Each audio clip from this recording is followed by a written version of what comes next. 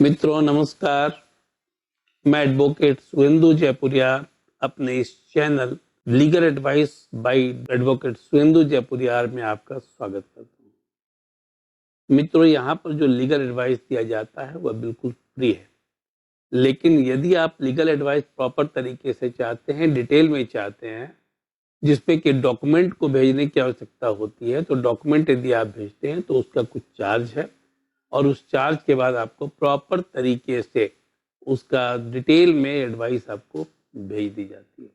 लेकिन जो छोटे छोटे जो क्वेरी हैं आप लोगों की, उस क्वेरी का जवाब मैं यहाँ पर ही दे देता हूँ, जहाँ पर किसी डॉक्यूमेंट की आवश्यकता नहीं होती है। डॉक्यूमेंट किसको पढ़ने की आवश्यकता जहाँ नहीं होती है, वहाँ पर मैं ऐसे ही जवाब आप लोगों को देता हूँ, और फ्री ऑफ कॉस्ट है। मित्रों, ईमेल पर एक क्वेरी आई है जिसमें कि एक व्यक्ति ने प्रश्न किया है कि अनुसूचित जाति और जनजाति अत्याचार निवारण जो कानून है, ठीक है ना, जो कानून बनाया गया है, वह कानून बनाया गया है 1989 में, और इसको जो है वह केंद्रीय सरकार ने 1995 में इसके नियमों का भी गठन किया है, नियम भी बनाया है। तो इसमें कुछ मुआवजे का प्रावधान किया गया है। अनुसूचित जाति जनजाति को यदि प्रताड़ित किया जाता है तो उसमें कुछ मुआवजे का प्रावधान किया गया है। यह मुआवजे के बारे में विस्तृत जानकारी होनी चाहिए। तो सबसे पहली चीज मैं आप लोगों को यह बतला दूं कि जो 1995 में अनुसूचित जाति जनजाति से संबंधित जो नियम जो बनाए गए, केंद्र सरकार के द्वारा नोटिफाई जो किए गए नियम, उसमें कितने राशि तक का, कितना मुआवजा मिलने तक का प्रावधान किया गया है। ये केंद्रीय सहायता यह है, लेकिन स्टेट के लिए अलग से भी प्रावधान है। हर स्टेट अनुसूचित जाति जनजाति के लोगों के लिए मुआवजे का प्रावधान करता है यदि वह पीड़ित हो तो मैं यहाँ स्टार्ट कर रहा हूँ। सबसे पहले, यदि कोई व्यक्ति जो अनुसूचित जाति जनजाति का है, उसे यदि कोई दूसरा व्यक्ति जो अनुसूचित जाति जनजाति का नहीं है, ठीक है ना, अनुसूचित जाति जनजाति के होने के कारण यदि उसको कुछ घृणाजनक पदार्थ खिलाने की कोशिश करता है, पहले यह डिस्क्रिमिनेशन बहुत ज्यादा था, आप लोगों को पता है, अब तो यह धीरे धीरे करके खत्म हो रहा है। यदि कोई घृणाजनक पदार्थ खिलाने की कोशिश करता है या फिर घृणाजनक पदार्थ पिलाने की कोशिश करता है, तब ऐसी स्थिति में इस अपराध के लिए, जो अपराध है उसकी गंभीरता को देखते हुए पीड़ित व्यक्ति को 25,000 रुपये तक का मुआवजा मिल सकता है, ठीक है ना। 25,000 रुपये तक का मुआवजा उसे मिलता है। पहला तो यह हुआ। दूसरा है, यदि किसी अनुसूचित जाति जनजाति के लोगों की जमीन पर अवैध रूप से कब्जा कर लिया गया है, तब ऐसी स्थिति में, या फिर उसकी जमीन पर कब्जा कर खेती किया जा रहा है, तब ऐसी स्थिति में भी उसे 25,000 रुपया या फिर उससे भी अधिक कि उसकी क्षतिपूर्ति को देखते हुए 25,000 रुपये तक का भुगतान किया जाता है, ठीक है ना। ये कंपनसेशन, विक्टिम कंपनसेशन है, और विक्टिम कंपनसेशन स्कीम है सेंट्रल गवर्नमेंट की, या मुआवजे की स्कीम है, उसके तहत यह किया जाता है। तीसरा, यदि किसी व्यक्ति से बेगारी करवाई जाती है, बेगारी का क्या मतलब होता है?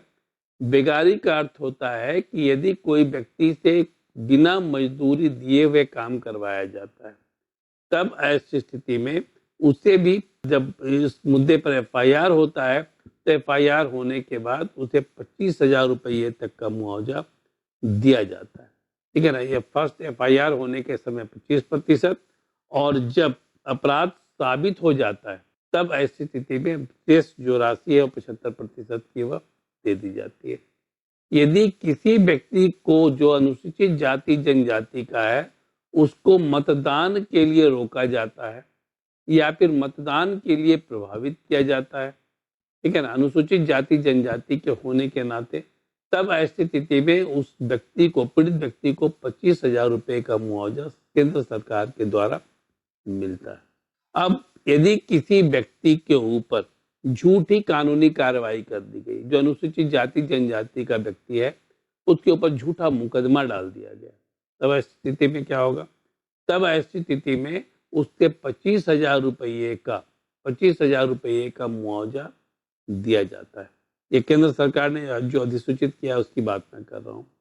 यदि किसी व्यक्ति को जो अनुसूचित जाति जनजाति का है उसका अनादर किया जाता है, धमकाया जाता है, उसे अपमानित किया जाता है, तब ऐसी स्थिति में भी उसे 25,000 रुपये का मुआवजा दिया जाता है। नेक्स्ट, यदि किसी औरत की लज्जा को भंग किया जाता है, शील भंग यदि किया जाता है, मतलब उसका रेप यदि किया जाता है, तब ऐसी स्थिति में उसे 50,000 रुपये तक का भुगतान किया जाता है। जो पीड़ित है उसको 50,000 रुपये तक का भुगतान किया जाता है। ठीक है।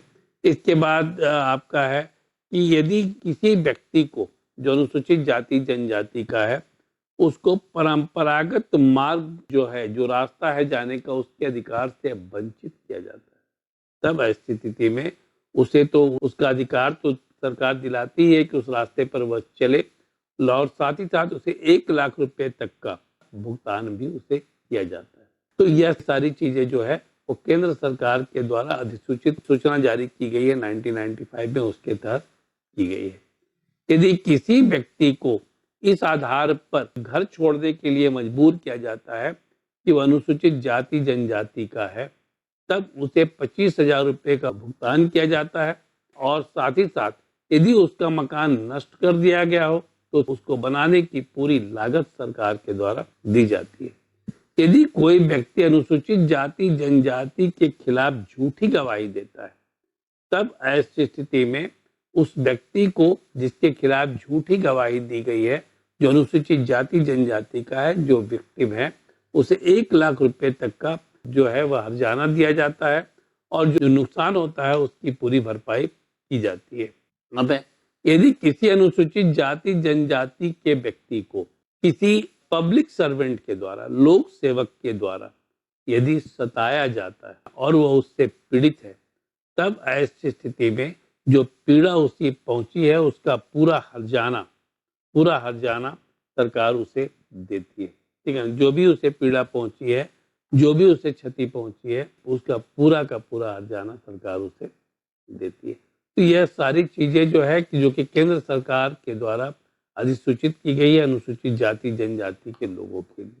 अब यदि किसी व्यक्ति अनुसूचित जाति जनजाति के लोगों के साथ कोई अपराध होता है और उससे 100% उससे विकलांगता यदि हो जाती है, कि विकलांगता जो है मानसिक और शारीरिक विकलांगता यदि 100% हो जाती है, ठीक है, और यदि वह व्यक्ति कमाने वाला नहीं है, परिवार का कमाऊ सदस्य नहीं है, तब भी उसे 1 लाख रुपए का मुआवजा मिलेगा।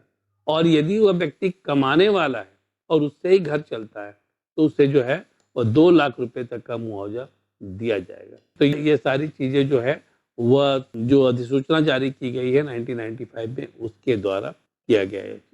यदि कोई व्यक्ति, ठीक है ना, परिवार का कोई कमाने वाले सदस्य की हत्या हो जाती है तो हत्यारे को तो जो सजा मिलनी है वह तो मिलेगी। यहाँ पर मैं हत्यारे की सजा की बात या फिर जिसने सताया है उसके सजा की बात या जिसने अपराध किया उसके सजा की बात मैं नहीं कर रहा हूँ। मैं कर रहा हूँ जिसको सताया गया है उसे सरकार के द्वारा क्या विक्टिम कंपनसेशन मिल सकता है। यदि किसी व्यक्ति की हत्या हो जाती है अनुसूचित जाति जनजाति की, जो कि किसी अपराधी के द्वारा या किसी व्यक्ति के द्वारा, तो वहां पर जो नहीं कमाने वाले सदस्य को यदि है तो उसे 1 लाख रुपया दिया जाता है, और यदि कमाने वाला है तो उसे 2 लाख रुपया उसके परिवार को दिया जाता है। तो यह सारी चीजें जो है वो केंद्र सरकार के द्वारा अधिसूचित की गई है, जिसको कि हम विक्टिम कंपनसेशन स्कीम के नाम से जानते हैं। इसके बाद है कि यदि किसी व्यक्ति को जो अनुसूचित जाति जनजाति का है उसका घर पूर्णतः नष्ट कर दिया जाता है, जला दिया जाता है, ठीक है, तब ऐसी स्थिति में उसको पूरा बनाने का खर्च सरकार वहन करती है। ठीक है ना, बनाने का खर्च जो है वह सरकार वहन करती है। तो यह तो सेंट्रल गवर्नमेंट के द्वारा 1995 में जो अधिसूचित किया गया है उसकी बात मैंने कही। स्टेट गवर्नमेंट भी, हर स्टेट गवर्नमेंट अपना अलग अलग विक्टिम कंपनसेशन जो स्कीम चलाती है और उसके तहत भी उन्हें मुआवजा मिलता है। अब एक ये मुआवजा कहाँ मिल सकता है? यदि कोई घटना घट गई है और मुआवजा आपको लेना है, बहुत बार ऐसा होता है लोग मुआवजा नहीं भी लेते हैं, मुआवजा लेना है तो आपको डालसा में जो डिस्ट्रिक्ट लीगल सर्विसेज अथॉरिटी है वहाँ, या फिर स्टेट लीगल सर्विसेज अथॉरिटी है वहाँ, या फिर नालसा में नेशनल लीगल सर्विसेज अथॉरिटी है वहाँ, आपको इसकी जानकारी देनी होती है और आपको मुआवजा चाहिए इसके बारे में वहाँ पर बतलाना आपको होता है। तब ऐसी स्थिति में आपको यह मुआवजा मिल सकता है। तो मित्रों, एक व्यक्ति ने, मैं नाम यहाँ नहीं बताना चाहूँगा, एक व्यक्ति ने जो प्रश्न किया था उसके प्रश्न का जवाब मैंने दिया है। विक्टिम कंपनसेशन स्कीम क्या है इसके बारे में बताया है, और विक्टिम को क्या कंपनसेशन मिलता है इसके बारे में बताया है। यदि इसके अलावा आप लोगों का कोई प्रश्न हो तो आप लोग जरूर पूछ सकते हैं। और साथ ही साथ यदि आप लोगों को व्यक्तिगत तौर पर कोई कानूनी सलाह चाहिए, तब आप मोबाइल नंबर यहाँ दिया हुआ है, उस मोबाइल नंबर पर हमारे कोऑर्डिनेटर से संपर्क भी कर सकते हैं। मित्रों, अभी तक आप लोगों ने यदि चैनल को सब्सक्राइब नहीं किया है तो चैनल को सब्सक्राइब कर लें और बेल आइकॉन को पुश कर दें, जिससे कि आपको लेटेस्ट नोटिफिकेशन मिलता रहे। धन्यवाद।